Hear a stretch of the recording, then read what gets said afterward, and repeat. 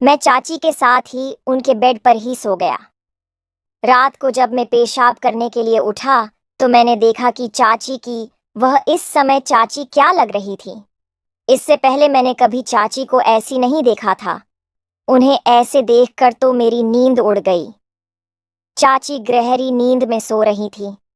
मैंने सोचा क्यों ना कुछ छेड़खानी किया जाए। मैं उनके गुब्बारों को सहलाने लगा, पर वह कुछ नहीं बोली। हेलो दोस्तों, स्वागत है आपका हमारे चैनल पर। मेरा नाम सोइन है। यह कहानी आज से लगभग 5 साल पहले की है। ये मेरे और मेरी चाची के बीच हुई एक घटना के बारे में है। उन दिनों में अपने फाइनल ईयर की पढ़ाई कर रहा था।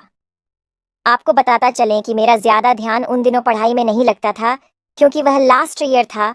तो उस साल में मैं ज्यादा समय मस्ती करने में ही बिता रहा था। हर समय में आवारा घूमता रहता था और इधर उधर मटरगश्ती करता रहता था।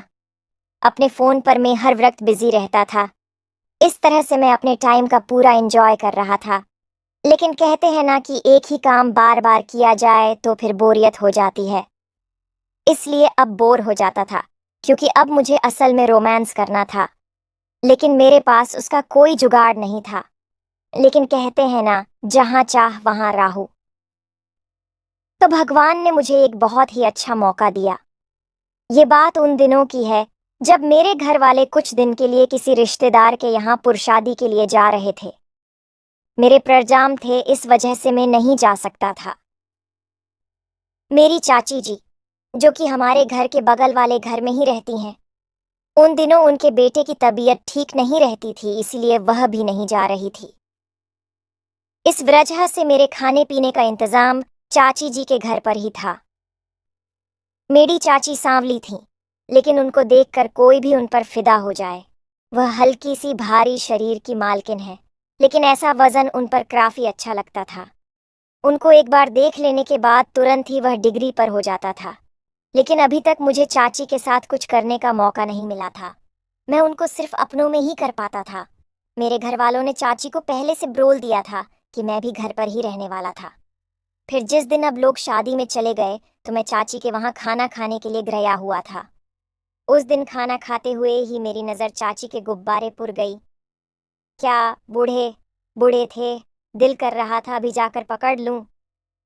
फिर अगले दिन सुबह चाची के यहाँ पर मैं नाश्ता करने के लिए गया तो चाची ने कहा, जब तक तुम्हारे घर वाले शादी अटेंड करके वापस नहीं आ जाते तब तक तुम मेरे यहाँ पर ही सो जाया करो, क्योंकि मेरे बेटे की तबीयत ठीक नहीं रहती है और इस तरह से तुम्हारे यहाँ पर रहने से मेरी भी कुछ मुद्द हो जाया करेगी। मैं तो चाची की हर मदद करने के लिए तैयार था। इससे अच्छा मौका मेरे पास और कोई हो ही नहीं सकता था।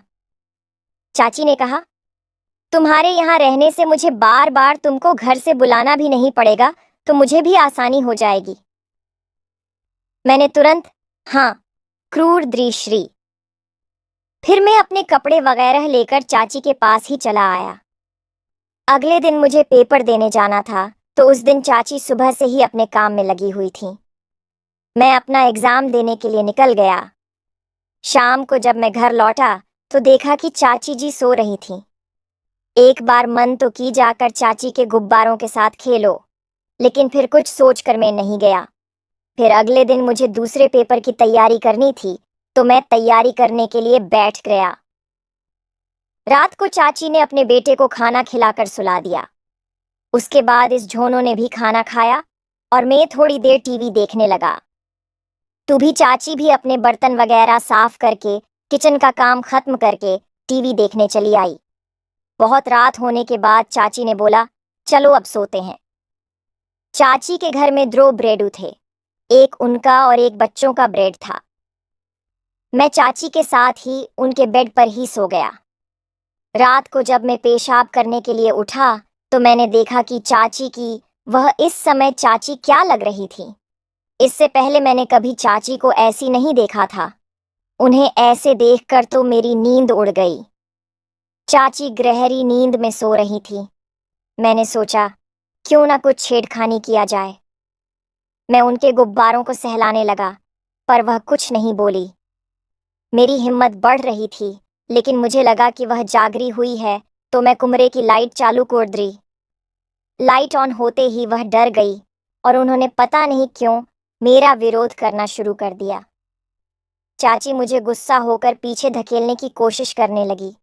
बुध कहने लगी, ये सब गलत है।